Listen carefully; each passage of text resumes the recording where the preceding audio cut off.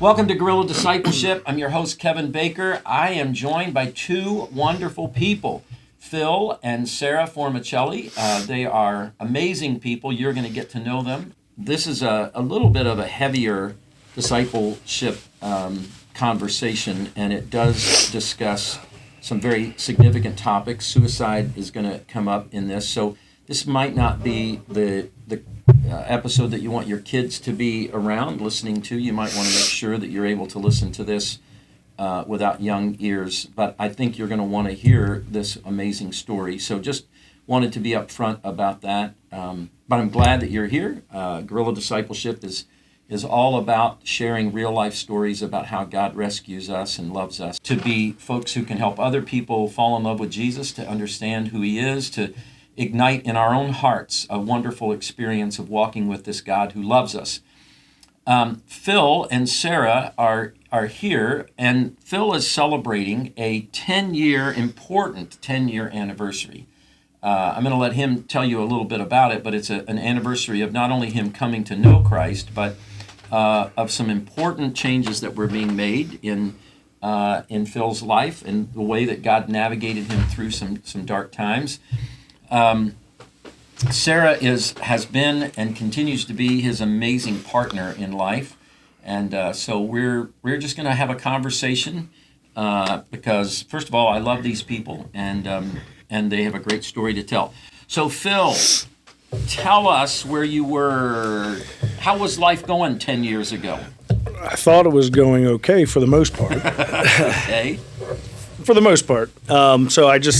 January 5th was my 10-year sobriety date. Okay. January 8th was my 10 years of becoming a true believer. Okay.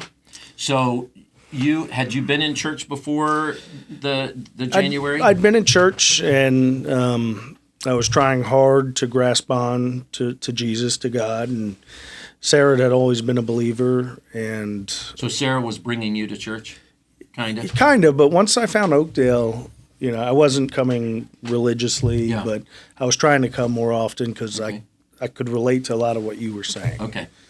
And so your life, you were working, you had a family, you had been married. How long had you guys been married 10 years ago? Or how long have you been? 16 years. 16 years? Mm-hmm. So you've been married 26 years. 26 years. That's amazing. So 16 years in, did you have all four girls 10 years ago?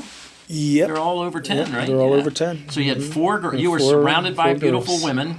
A lot of four women. Beautiful daughters and a beautiful wife. You were working, making good money, but something wasn't going right. So, let's start off, I guess, my drinking. Okay. I was a heavy drinker. I always had been a heavy drinker. Always had you came out of the womb being a heavy drinker? No, I started drinking at about 14 years old. Okay. Socially, parties. Gotcha. And it just increased from there. And, alcohol, drugs, more alcohol than drugs at the time. And I continued to drink. If I would have seen you 11 years ago at a party, you would have been enjoying some alcohol, maybe I'd have been some drugs. Absolutely. And if I would have said to you, why are you drinking so much? What would you have said? Because I can drink more than you. Okay. I mean, that's the truth, know. I was always the guy who would drink a lot, and I'd just, party'd be over, I'd still be there drinking. Okay. She'd want to go home, I'd still want to stay and drink, and I never saw an issue with it. I just thought I liked to party and have more fun than most people, So you just loved to party. Yes. And you could do it better than most other people. That's what I thought. It was a competition for you. For me, it was, let's go and go hard. There was no slow down. There was start and finish. There was no in between. You knew he was drinking when you met, right? I mean, when you all met, he was drinking. Yeah. When did you see his drinking as a problem? Or did you see it as a problem? Whenever the kids were getting older, it was becoming a problem. Okay. How was it, in your mind, how was it becoming a problem? Whether you were worried about him driving the kids around, or? Well, that for sure, but he was, the joke was always he was Uncle Drunky, or he was the guy that would take you right over the cliff. Okay. That was the thing. Phil Formicelli takes you one step over.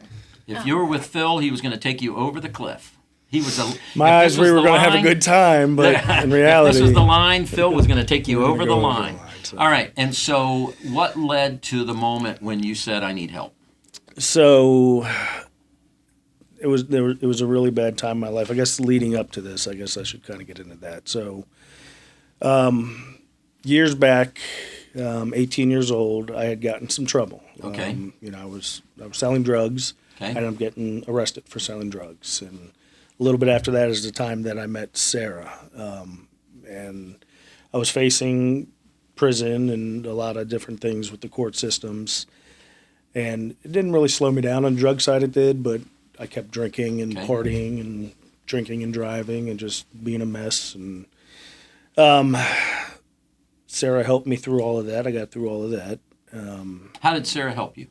Support, being there for me, having something that I truly cared about. Okay. Something that I felt good about. Was she trying to discourage you from using drugs? Yeah, she's never really been big on drugs at all. Okay. And drugs was, mostly marijuana, and then as time went on, it became more prescription drugs, Gotcha. Prescription pills and things of that nature. And, the drinking was almost daily. I don't think I was a sloppy, fall-down drunk. I could get out of control a little bit at parties or whatever, but I would just, even by myself at home, I would drink, Did you drink in the mornings as well? No. It was always an evening drinker. Evening drinker. After work, I'd Gotcha. start drinking. Come home and start drinking. Come home, start drinking. Gotcha. Yeah. I guess it started to get worse with Chris.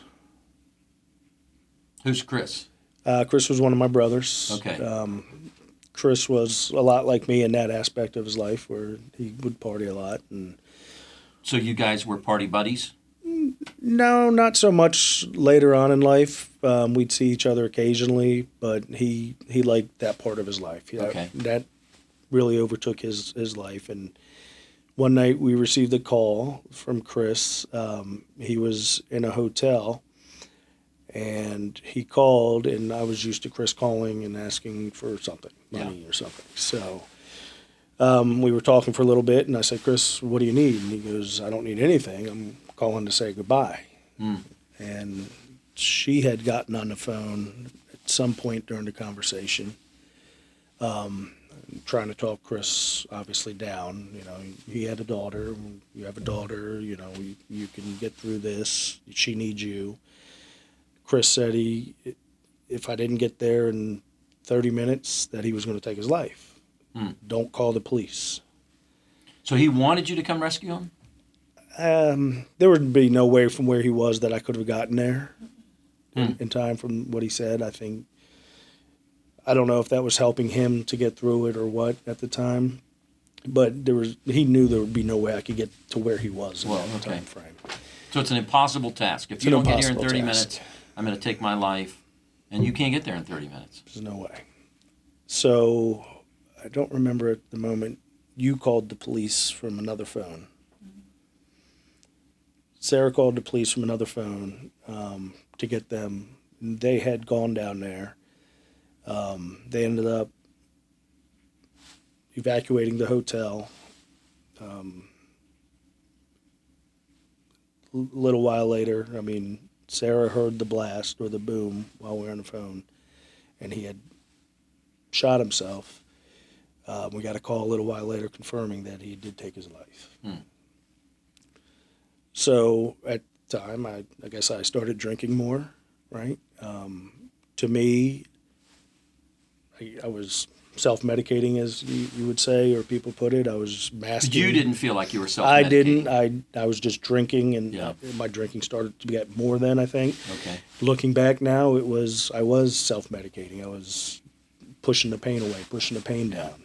What was the pain before Chris? I don't know if there was so much pain. I had there was abandonment issues for sure in my life. When I was young, my parents split, divorced. I moved here with my mom.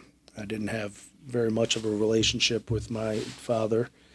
At the time, one of the vivid memories when I was young and I went to visit him he had kidnapped us basically, and didn't, me and my sister at the time, didn't want to give us back. That's dramatic. Yeah, a couple years later, my sister actually ran away from our home here to live with him. Okay.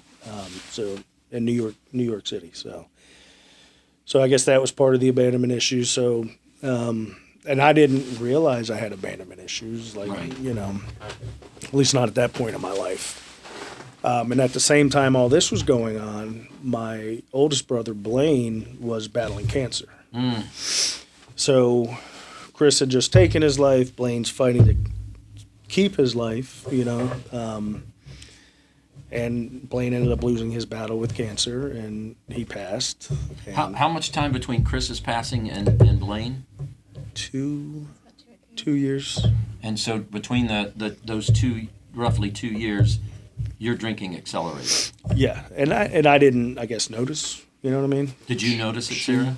Yes. You also started taking pills that you said were, you like the feeling of the two. So Sleeping pills. yeah, well, there was several prescription pills. I got sleeping pills, and I would do what you're not supposed to do on them. Obviously, I would drink on them, and I would fight the urge to go to sleep, and it would give you a different feeling. And Were you having a hard time sleeping? Is that I guess maybe in the beginning a little bit, but I was drinking so much. I think I just convinced the doctor to give me something. Gotcha. You know, so I would fight the urge to sleep. I would drink on them, and it would give you a different reaction. Gotcha. And I always enjoyed the way I felt in a euphoria feeling. You Okay. know, a euphoric Yeah. feeling. okay? So you within 2 years you've lost two brothers. Lost two brothers. Do you have other? Is that the only? No, I've got 2 sisters. Okay, so you lost both of your brothers. You've accelerated between Chris's passing and Blaine's Blaine's. passing. You've accelerated. You're drinking more. Now you're doing some prescription meds Prescription again. medicines, the sleeping pills first, and then it went to benzos. Okay. And I daily was taking multiple benzos and drinking heavily on them. And How were you even walking around? that's what a lot of people said later on. Yeah. You know, but I found out, fast forward a little bit, that is probably the deadliest combination you can do between benzos and alcohol, because they both are downers, and Right. they can make you just stop breathing. Yeah. Yeah. So don't do it. What was where was God in the midst of this? You're coming to church off and on? Coming Are to church off and on, later on, I guess, more than earlier. But I started to, I guess, change. There came a point in my life where I really didn't have much feeling. You know, I don't know if it's because I had numbed myself so long, Right. but I had no feeling. I had no emotions, and growing up, we never shared emotions in our household. You know, when I was a kid, you know, it was never talk about it, or it was always just push it away. It'll go away. Don't talk about it. Yeah. So Was that the message that you got? Like, hey, in our family, we don't show emotions. yeah, You know, like, hey, why are you getting so emotional? yeah. It's that kind of be just- tough, and Yeah, shake it yeah. off, kind of thing. And And so now, at this point in your life, you're realizing I'm having a hard time even feeling anything I want to feel. anything. And I didn't realize that that's what I'd been doing all these years, was shoving everything down. And Yeah. you know, one day you're gonna blow up. It's like, I'm fine. Yeah, yeah. Nothing's wrong with me. So, but it came to a point in my life to where I ended up having an affair on Sarah, and I actually left Sarah and the girls, and I had no remorse for it at the time. I just, in my head, was, this is fine. You're not doing anything wrong. I remember one day sitting with my sister at a bar during this time, talking to her about this, and she was looking at me and she's like, it's like you don't care. And I had no emotion, no happy, no sad. I can't explain it. A little bit after, fast forward, I was diagnosed with bipolar 2, Okay. and they think it was a manic episode, It's drug-induced. drug-induced manic episode, is what they said. So during this time, I'm making her life hell, the kids' life hell. Do you know about this affair? Had you found out at this time? I don't know, not Not at the time. Not at the time. So you're living a double life now. Yeah. You have got a complicated life. We've been talking here, and we've got more to say. So would you just, I'm glad you're here. Come back next week. We're going to continue to talk some more. Sarah and Phil are just so open. They are so loving, so willing to share their story, and God is using them and blessing others through them. So I want to thank you for being a part of Guerrilla Discipleship. Again, I want to just say that this is probably a more serious and heavy couple of conversations than maybe what we normally talk to, but it's so helpful to celebrate on the other side of a lot of pain what God can do. So just be sensitive to who's listening with you, but thanks for being a part of Guerrilla Discipleship, and we'll see you again next time.